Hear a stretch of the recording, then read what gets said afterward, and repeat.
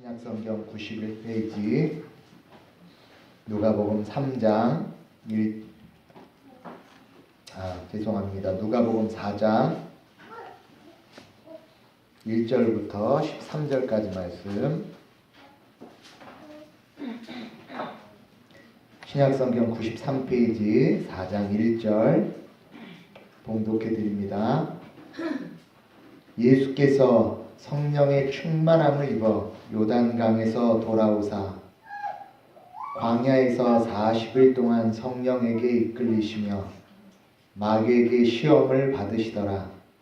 이 모든 날에 아무것도 잡수시지 아니하시니 날수가 다함에 줄이신지라. 마귀가 이르되 내가 만일 하나님의 아들이거든 이 돌들에게 명하여 떡이 되게 하라. 예수께서 대답하시되 기록된 바 사람이 떡으로만 살 것이 아니라 하였느니라. 마귀가 또 예수를 이끌고 올라가서 순식간에 천하 만국을 보이며 이르되 이 모든 권위와 그 영광을 내가 네게 주리라. 이것은 내게 넘겨준 것이므로 내가 원하는 자에게 주노라. 그러므로 내가 만일 내게 절하면 다 내 것이 되리라.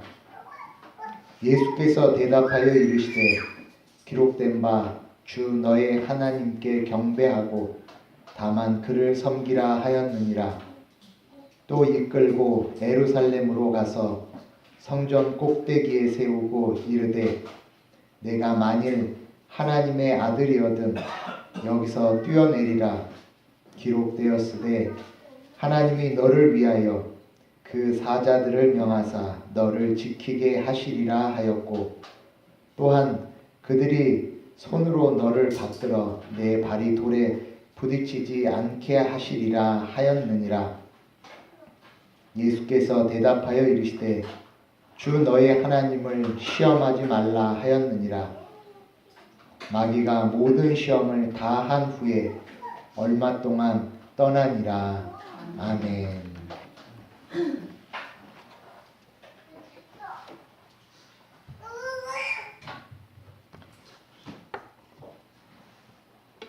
오늘 말씀은 이제 많이 들어보신 말씀입니다.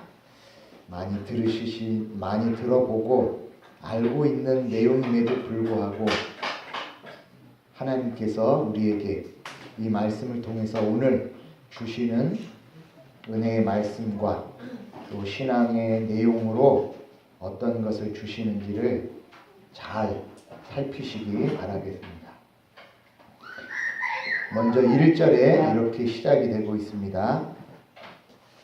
예수께서 성령의 충만함을 입어 요단강에서 돌아오사 광야에서 40일 동안 성령에게 이끌리시며. 이 4장의 내용은 이제 예수 그리스도께서 공적 사역을 시작하시기에 앞서서 금식을 통해 하나님과의 깊은 교제를 갖게 됩니다. 지난 시간에 3장의 내용이 뭐냐면 예수님께서 세례를 받으시는 내용이었습니다.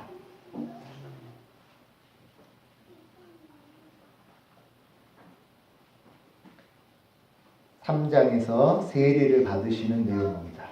세례가 무엇인가를 말씀드렸을 때 세 가지. 성부와 성자와 성령의 이름으로 씻겨짐을 받고 그 씻김을 통해 그리스도와 연합되고 그리스도와 연합되었기 때문에 이제 하나님이 주시는 모든 은택들에 참여되는 그 참여됨의 상징적 표가 세례다라고 말씀을 드렸습니다. 그 세례를 예수님께서 받으시면서 성령의 세례를 우리에게 주신다라고 말씀을 하십니다. 그러면 물의 세례는 그것이 상징적인 표였지만 성령의 세례는 실제적이며 그리고 그 모든 내용이 하나님의 역사로 되어지는 상징의 표가 아니다라는 것을 말씀드렸습니다. 그러니까 이제 앞으로 그리스도께서 하실 공적 사역의 모든 내용은 그 3장의 내용이 담겨져 있는데 3장에서 이제 공적 사역이 들어간 그 내용 안에 시험의 내용이 들어 있습니다. 그 시험의 내용이 이제 어떤 의미인가? 시험을 받으시는 때를 1절에 아까 읽은 그대로 보니까 언제이냐면 성령의 충만함으로 성령에 이끌려서 우리가 알고 있는 대로 시험은 언제 옵니까? 그러면 우리는 첫 번째로 믿음이 부족하고 믿음이 흔들릴 때 시험이 오죠. 그런데 오늘 시험은 언제 오고 있습니까? 성령이 충만한 때 오고 있어요. 그러니까 성령이 충만하면 저와 여러분들이 시험을 이기는 것, 그리고 시험이 피해가는 것이 아니라 성령이 충만할 때 시험이 옵니다. 자, 그러면 성령이 충만하지 않을 때 시험이 올까요? 안 올까요? 그렇죠. 성령이 충만하지 않을 때도 시험이 오고 성령이 충만할 때도 시험이 오고 그러면 시험은 언제 오는 건가요? 그렇죠. 아무 때나 항상 시시때때로 오는 것입니다. 어떤 조건과 상황이 되어질 때만 시험이 오는 것이 아니라 시험은 언제 옵니까?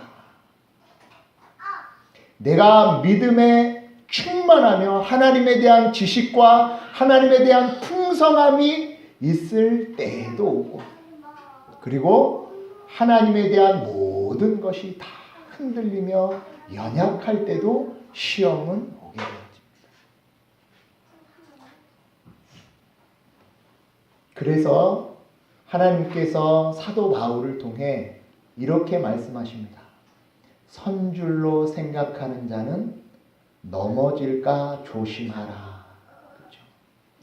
나는 믿음이 좋으니까 어떤 시험이 와도 다 이길 수 있으며 그리고 시험을 그리고 당하지 않을 거다라는 오해를 늘 할 수 있는 사람이 누구냐면 선 사람들이에요. 그렇죠? 섰기 때문에 나는 결코 넘어지지 않는다. 아니요. 섰기 때문에 시험이 옵니다.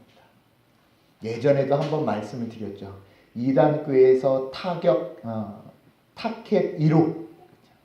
이단교회에서 가장 목표로 삼고 있는 자들은 신앙 좋은 사람들이. 왜? 그들은 늘 그렇게 생각합니다. 난 넘어지지 않아. 왜냐하면 성령이 충만하고 말씀이 많기 때문에 나는 결코 넘어지지 않는다. 그리고 이 시험이 또 언제 오냐면 2절 보십시오. 함께 읽습니다. 시작. 마귀에게 시험을 받으시더라. 이 모든 날에 아무것도 잡수시지 아니하시니 날수가 다함에 주이시니라. 날수가 다함에. 그러니까 시험이 언제 온 거냐면 40일 동안에 온 게 아니에요. 40일이 다 끝났을 때예요. 그러면 보십시오. 40일이 시험, 그러니까 금식 중이면 그렇지. 금식 중이니까 뭘 하죠? 시험이 올 수 있고 내가 조심해야지. 그런데 시험이 언제 왔냐면 날수가 다 끝났고 40일이 딱 찼습니다. 하나님께서 주신 금식의 날이 끝났으면 금식이 끝났으니까 그 다음에 뭐가 나타나야 될까요? 영광과 소망과 응답이 나타나야 하는데 40일이 끝나자 다가온 것은 시험이었어요. 저와 여러분들이 간절한 기도의 제목들을 가지고 기도할 때 주님, 이 문제 하나님께 맡겨드립니다. 작정 기도하시고 목표로 삼고 있는 거 끝나면 응답이 먼저 올 때도 있지만 응답이 오기 전에 시험이 먼저 옵니다. 그 시험에 내용이 뭔가? 3절, 4절 함께 읽겠습니다. 시작. 마귀가 이르되 내가 만일 하나님의 아들이거든 이 돌들에게 명하여 떡이 되게 하라. 예수께서 대답하시되 기록된 바 사람이 떡으로만 살 것이 아니라 하였느니라. 아멘. 세 가지 시험을 받으십니다. 그런데 마태복음에 나온 시험의 순서하고 누가복음에 나온 시험의 순서가 다릅니다. 순서가 다르니까 누가 틀렸나가 아니라 순서가 다른 건 강조하는 내용이 다른 것입니다. 누가 맞는 말을 하고 누가 틀린 말을 했느냐가 아니라 순서가 바뀌어진 건 누가복음을 통해 강조하시고자 하는 내용이 있어요. 그 내용들의 순차적인 내용은 이렇게입니다. 첫 번째는 자기 자신의 시험이에요. 두 번째는 세상과의 시험이에요. 세 번째는 하나님과의 시험이에요. 그러니까 점점 확대되는 겁니다. 내 자신, 그리고 내 자신과 함께 있는 세상, 그리고 그 세상과 함께 하나님과 관계에서 어떻게 해야 될 것인가가 점점점 확대되는 거죠. 그러면 이제 첫 번째, 이 돌들을 명하여 떡이 되게 하라 하셨을 때 이 말 자체는 틀리지 않습니다. 그렇죠? 하나님의 아들이니까 돌을 떡으로 만드실 수 있죠. 말 자체는 틀리지 않아요. 그런데 이 말을 통해 사단에 시험하고자 하는 의도가 무엇인가? 답에서 그 의도를 찾으셔야 됩니다. 4절 천천히 잘 읽으십시오. 시작. 예수께서 대답하시되 기록된 바 사람이 떡으로만 살 것이 아니라 하였느니라. 아멘. 여기서 중요한 단어가 한 단어가 있어요. 뭘까요? 중요한 한 단어. 마음속으로 생각하셨죠? 그죠? 만. 이게 사단의 의도예요. 예수님이 돌을 떡으로 만들어 보라 라는 시험의 내용에 사람이 떡으로 사는 것이 아니다가 아니라 떡으로만 사는 것이 아니다. 그 만의 의미가 누가복음뿐만 아니라 마태복음 그리고 이 말씀의 인용인 신명기 8장 말씀을 그대로 인용하는데 거기에도 이 중요 단어 만이 들어가요. 만의 뜻이 원어적인 그 당시 이스라엘 사람들 말의 의미로 풀었으면 무엇 외에 그리고 홀로 그러니까 떡 홀로 사는 것이 아니다 라고 말씀하시는 거예요.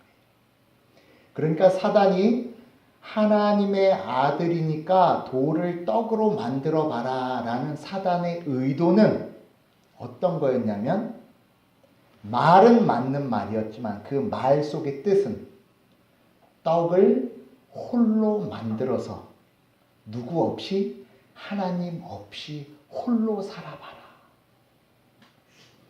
하나님 없이 떡으로만 한번 살아봐라. 다시 말씀드립니다. 너의 능력으로 살아봐라.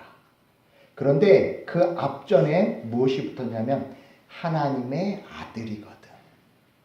이게 참 시험의 내용이에요.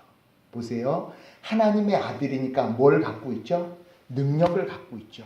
그러니까 너 그 능력으로 살아봐. 맞는 것 같잖아요. 그런데 그 능력으로 살다 보면 지금 누가 잊어지는 거죠? 그렇죠. 하나님의 아들인데 뭐에만 강조가 있냐면 아들에만 강조가 있어요. 저와 여러분들이 하나님의 아들, 딸들이죠. 그런데 그 아들, 딸들이 헛된 유혹이에요. 너 하나님이 도와주시잖아. 틀린 말인가요? 맞는 말인가요? 말은 맞죠. 말은 맞아서 하나님의 능력대로 살아야지. 맞아. 하나님의 도움으로 살아야지. 그런데 그 도움과 능력으로 누구는 없어지냐면 하나님은 없어져요. 자, 다시 말씀드립니다. 돌을 떡으로 만들어서 그 떡만으로 살아보는 거예요. 우리가 하나님께서 주신 좋은 것들이 있는데 그 좋은 것들을 누리며 그 좋은 것들을 가지고 살아가는데 그것 없이 살아가 아니에요. 왜냐하면 우리는 떡을 먹어야 되잖아요. 떡 먹지 않고 사는 사람이 어디 있어요? 다 떡을 먹죠. 그런데 사단, 그건 네가 버른 거잖아. 그건 네가 네가 만든 거잖아. 그건 네가 만들 수 있는 거잖아. 그러니까 네가 원할 때, 네가 바랄 때, 그리고 지금 해봐. 나 지금 필요하죠. 나 지금 먹어야 되죠. 내 상황과 내 처지로 인하여서 하나님을 생각하지 못하게 떡으로만 살아가게 하는 거예요. 저와 여러분들 한 주간 여러 가지 일들이 있었어요. 그 여러 가지 일들 하나님이 주신 거죠. 그런데 거기에 그 일로만 살았으면 사단 시험에 넘어가는 거예요. 떡으로만, 떡 홀로. 사단의 첫 번째 시험은 그렇게 스스로 살아가게 하는 것. 누구 없이, 하나님 없이. 오늘 본문의 내용으로는 떡으로만 살아가는 것. 직장에서, 학교에서, 가정에서 모든 일에 다 누구를 개입시키셔야 합니까? 하나님을 개입시키셔야 돼요. 이 떡을 내가 만들었는데 이 상황 내가 벌어진 건데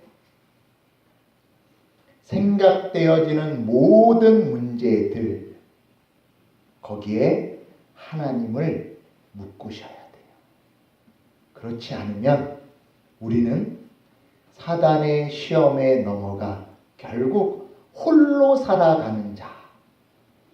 그런데 그 홀로 살아가면 두 번째 나오는 시험이 무엇이냐면 5절 함께 읽습니다. 시작. 이끌고 올라가서 순식간에 천하 만국을 보이며. 마귀가 예수를 이끌고 올라가 무슨 간에? 순식간에. 보십시오. 마귀가 예수여 보시오 쫙 순식간에 다 보여줬어요. 그러니까 지금 순식간에 다 보여주니까 이건 누구 것처럼, 그죠? 사단의 것처럼. 그리고 사단은 정말 그런 능력이 있는 것처럼 보이죠. 그래서 6절입니다. 6절 함께 읽습니다. 이르되 이 모든 권위와 그 영광을 내가 내게 주리라.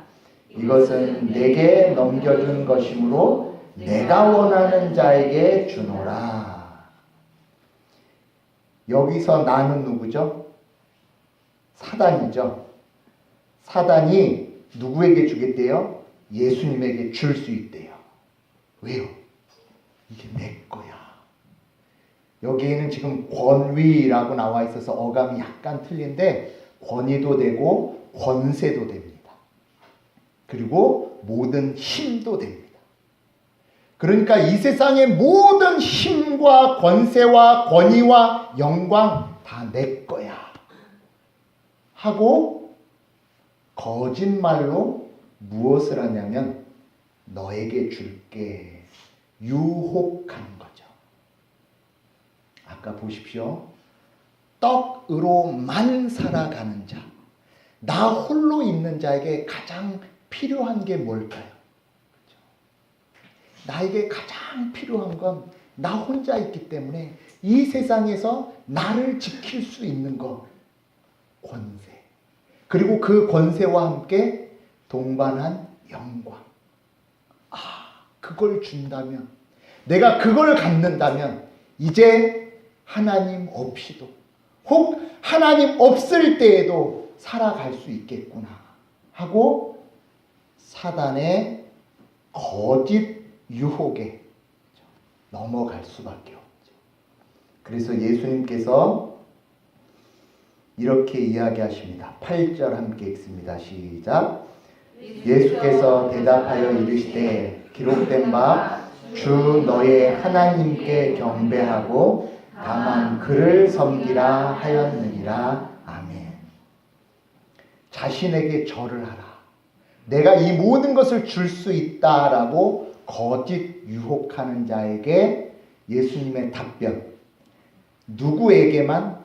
주 너의 하나님께 경배하고 다만 그를 섬기라.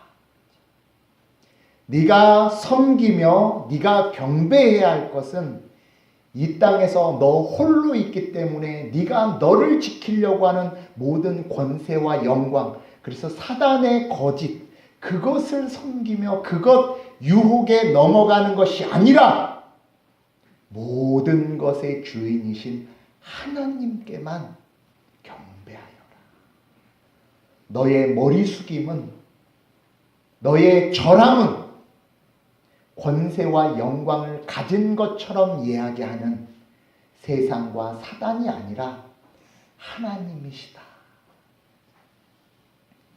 저와 여러분들 떡으로만 살아가는 인생인 줄 알아. 내가 머리를 어디에 숙였었는가? 우리의 머리 숙임은, 그리고 우리의 섬김은 오직 하나님 한 분뿐이십니다. 그래서 1계명이 무엇입니까? 나 외에 다른 신을 섬기지 말라. 다른 신을 섬기지 않으려고 하지만 사단은 계속 뭘 하죠? 거짓을 말해요. 거짓의 가장 중요한 특징은 뭐라고 말씀드렸죠? 거짓의 가장 중요한 특징, 진짜 같아요. 사단이 지금 예수님께 어떻게 보여줬다? 순식간에 전체를 다 보여줬어요. 마치 자기의 주머니에서 다 가지고 있는 것처럼. 봐봐. 그러니까 보면 누구 손 안에? 사단의 손 안에. 요한계시록 13장에 보면 용이 짐승에게 자신의 모든 권세를 넘겨줬대. 그리고 그의 머리와 그의 발과 그의 손이 다 어린 양과 싸우는 짐승들을 보여요. 정말로 이 세상이 다 그의 손에 넘겨진 것 같이 보여져 우리가 유혹에 빠질 수밖에 없는 현실이. 그러나 그 현실 속에서 주 너의 하나님께 경배하고 다만 그를 섬기라. 세 번째 시험은 이제 더 위험한 시험입니다. 9절 10절 함께 읽습니다. 시작. 또 유술로 예루살렘으로 가서 성전 꼭대기에 세우고 이르되 내가 만일 하나님의 아들이거든 여기서 뛰어내리라. 기록되었으되 하나님이 너를 위하여 그 사자들을 명하사 너를 지키게 하리라 하였고 또한 그들이 손으로 너를 받들어 내 발이 돌에 부딪히지 않게 하리라 하였느니라. 아멘. 이 시험이 더 위험한 건 시험의 장소가 지금 어디죠? 그렇죠. 예루살렘 성전 꼭대기. 예루살렘 성전은 어디입니까? 하나님의 임재를 상징하는 장소이지요. 그리고 마귀가 무엇으로 시험합니까? 기록되었으되 하나님의 말씀으로 시험을 걸고 있어요. 아니, 사단이 하나님의 성전 그곳에서 하나님의 말씀으로 시험을 걸고 있습니다. 여기서 안 넘어질 사람이 누가 있겠어요? 시험의 방식은 뭐냐면 높은 성전 꼭대기, 그러니까 예루살렘 성전은 동서남이 다 절벽입니다. 들어갈 수 있는 통로는 북쪽 하나 쪽입니다. 그렇게 높은 곳에 끌고 가서 뛰어내려봐라. 그러면 하나님께서 너를 다치지 않게 하시리라. 이 말씀도 맞나요? 틀리나요? 그렇죠. 틀리지 않습니다. 더더군다나 기록되었으니. 사단의 말이 중요한 것이 아니라 그랬죠. 이 말을 통해서 어떤 시험을 거는가 의도를 봐야 돼요. 의도는 하나님께서 그리스도를 통해 답변하시는 내용으로 설명되어집니다. 12절 함께 읽습니다. 시작. 예수께서 대답하여 이르시되 주 하였느니라. 아멘. 주 너의 하나님을 무엇하지 말라? 시험하지 말라. 그러니까 지금 사단이 어떻게 시험하는 거냐면 너 뛰어내려봐. 뛰어내려서 잡아주면 하나님이 지키는 거고 안 잡아주면 안 지키는 거고. 그러니까 정말 하나님이 나와 함께 하시는지 하지 않으시는지에 대한 모든 것들에 대해서 직접 한번 경험해봐. 경험하지 않은 건 다 가짜야. 그러면 보십시오. 앞으로 하나님이 우리를 지키실 거야. 앞으로 하나님이 지키실 거 믿으세요? 못 믿으세요? 살아봐야 알죠. 그건 뭐죠? 믿지 못하는 거죠. 하나님을 시험하지 말라. 너 내가 지킨다고. 창세 전부터. 그리고 그 지킴을 위해서 내 아들까지 내어주는 자기 사랑을 확증하셨느니라 말씀하셨음에도 불구하고 이거 진짜 가능할까? 이 상황은 하나님이 지켜주시는 건가? 과연 내가 뛰어내리면 하나님이 지켜주실 건가? 하나님께서 약속하신 모든 약속의 말씀을 믿지 못한, 그리고 뭘로 시험하냐면 그 믿지 못하는 말씀. 하나님의 말씀이 너를 지킨대잖아. 뛰어내려봐. 못 뛰어내리겠지. 그럼 이 말씀은 뭐죠? 나와 상관없는 말씀. 하나님의 말씀을 가지고 끊임없이 시험하는 거예요. 무엇하는 것? 믿지 못하는 시험. 앞서 말씀드린 첫 번째, 떡으로만. 떡으로만이 불안해요. 그래서 뭘 가지려고 하죠? 권세와 영광을 가지려고. 권세와 영광을 가지려고 하는 궁극적 이유는 하나님의 말씀을 믿지 못하기 때문에. 사단의 시험은 최종적으로 이 믿음에 관한 시험이에요. 첫 번째가 가장 큰 시험인 줄 알았지만 실제로는 점점점 강도가 세지는 시험이었어요. 가장 위험한 시험은 하나님의 말씀을 믿지 못하는 거예요. 저와 여러분들은 이제 이 시험의 내용을 봤습니다. 우리 살아가는 동안 이 시험이 몇 번 있을 거라고요? 그쵸? 그래서 13절 보십시오. 함께 읽습니다. 시작. 마귀가 모든 시험을 다한 후에 얼마 동안 떠나니. 얼마 동안 떠난대요. 그러니까 이 시험은 또 그쵸. 시간이 닥쳐오면 때마다 시마다 계속해서 올 시험. 그러나 이 시험을 우리는 이길 수 있을까요? 없을까요?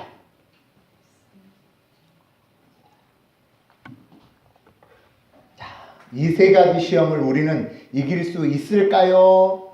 이길 수 없을까요? 이길 수 있습니다.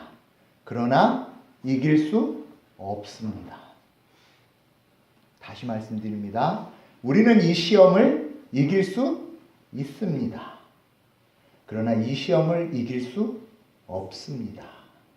이 두 가지를 잘 기억하셔야 합니다.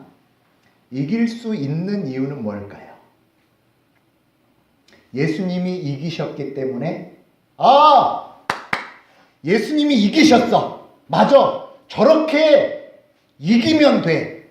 예수님을 모범으로 생각하시면 잘 보십시오. 예수님이 저렇게 이기셨구나. 예수님이 말씀으로 이렇게 이겼구나.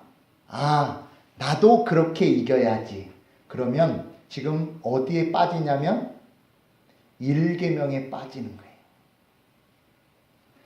예수님이 저렇게 이겼으니 나도 하나님의 아들이니 뭐 할 수 있다? 저 시험 이길 수 있다. 하고 떡으로만 해서 예수님 이기신 그것 그리고 나를 어떻게 하죠? 홀로 두고 있어요. 나도 이길 수 있다. 예수님은 모범으로 우리에게 주신 게 아니에요. 3장의 내용이 뭐라고 말씀드렸죠? 초두에 성령의 세례라고 말씀드렸죠. 그리고 타작마당에서 떠내려가지 않게 하시는 방식이 뭐라 그랬죠? 그리스도께서 우리와 자신을 어떻게 한 것? 묶으시는 신비적 연합이다라고 말씀드렸죠. 이 시험은 예수님이 이겼으니 나도 이긴다가 아니에요. 예수님이 이기셨으니 그와 묶인 나는 이길 수밖에 없다. 그런데 이 묶임이 풀려지면 분명히 정체성은 하나님의 아들이지만 홀로 이 싸움을 이기려 하는 것이기 때문에 결국 첫 번째 시험부터 다 넘어지게 되어 있어요. 그렇죠? 저와 여러분들이 신앙생활이 무엇입니까? 라고 얘기를 할 때 그리스도를 본받는 모범의 신앙을 위하여서 신앙생활하는 것이 아니고 끊임없이 우리는 예수 그리스도와 묶여있지 않으면 이 시험에 빠지며 넘어지며 걸려질 수밖에 없는 존재입니다. 라는 걸 계속해서 기억하셔야 돼요. 그와 묶여지지 않으면 결국 떡으로 살려 하는 자, 결국 그리스도와 묶여져 있지 않으면 거짓의 유혹에 넘어가 사단에 절할 수밖에 없는 자, 그리스도와 묶여있지 않으면 하나님의 말씀을 보지만 그 말씀을 날마다 시험하여 그 시험으로 하나님을 믿지 못하는 자가 되어집니다. 저와 여러분들은 시험을 이길 수 없는 존재라는 걸 기억하십시오. 이길 수 없기 때문에 날마다 저와 여러분들이 그리스도에게 묶이셔야 합니다. 그리스도의 연합, 그 연합은 어떻게 이루어지는 것입니까? 그렇죠? 예수님과의 묶임은 어떻게 묶여질까요? 밧줄로 묶나요? 그렇죠. 믿음으로. 어떤 믿음? 주님, 저는 이 세 가지 시험에 날마다 빠지는 자입니다. 떡으로만 살려고 하며 그리고 보여지는 것에 유혹되어 하나님 아닌 것에 머리를 숙이는 자요. 그리고 하나님의 말씀을 듣지만 날마다 이 말씀이 정말로 지켜질까? 이 말씀이 정말로 되어질까? 의심하는 자입니다. 믿음 없음을 용서하여 주시옵소서. 그 기도를 드릴 때 이 시험을 이기는 것입니다. 이 기도가 없이는, 이 묶임이 없이는 첫 시험에서부터 다 걸려 넘어집니다. 이 세 가지는 따로따로가 아니에요. 내가 두 개는 이길 수 있어. 하나는 좀 어려운데 난 두 개는 어려워. 그런데 내가 요거는 이길 수 있다. 그런 게 있을까요? 없어요. 세 가지 중에 하나 걸리신 분은 두 가지 줄줄이 따라옵니다. 목사님, 절 너무 우습게 보시는데요? 아니요. 지난 시간에 말씀드렸죠. 죄는 무엇으로도 못 막는다? 죽음으로도 못 막는다. 손가락 하나로 막아서 모든 것이 막아질 것 같지만 조금 지나면 축축축축 갈라져서 물줄기가 더 거세집니다. 그래서 두 손으로 막아보고, 두 손으로 막다 안 되면 온몸으로 막아보고, 온몸으로 막아도 안 되면 이제 결국 넘어지는 것밖에 없죠. 기억하십시오. 우리는 죄를 막을 수 없습니다. 그러기에 더욱더 믿음으로 그리스도에게 매달리십시오. 그리스도에게 붙들리십시오.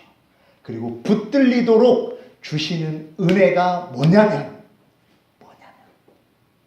지금 이 시험이 언제 왔다고요? 성령이 충만한 때. 누구에게 왔을까요? 하나님의 아들이신 예수 그리스도에게. 시험은 누구에게 오냐면 하나님 자녀들에게 옵니다. 그렇죠? 욥이 얼마나 경건한 자였습니까? 하나님 보시기에 악한 것이 없도다. 그리고 그는 자기 자녀들이 혹 마음으로 지은 죄가 있을까 하여 번제까지 드린 자였어요. 그러나 그런 욥에게 하나님께서 시험을 허락하십니다.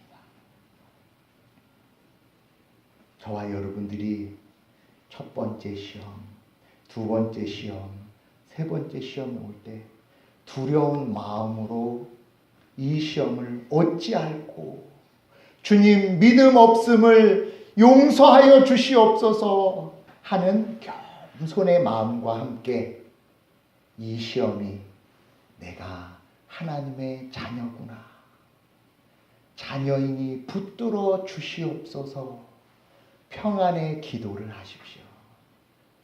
평안의 기도만이 하나님께서 우리의 마음을 그리고 우리의 믿음을 견고케 하십니다.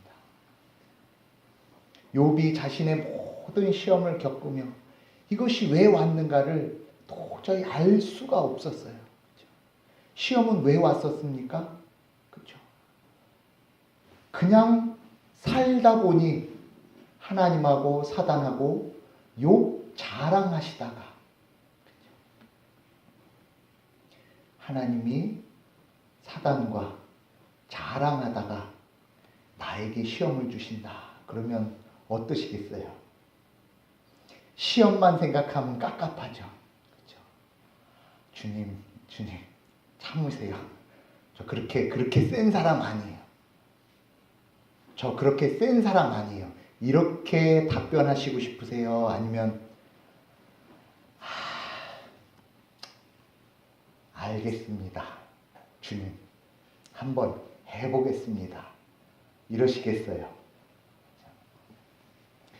첫 번째도 있을 수 있고 두 번째도 있을 수 있어요.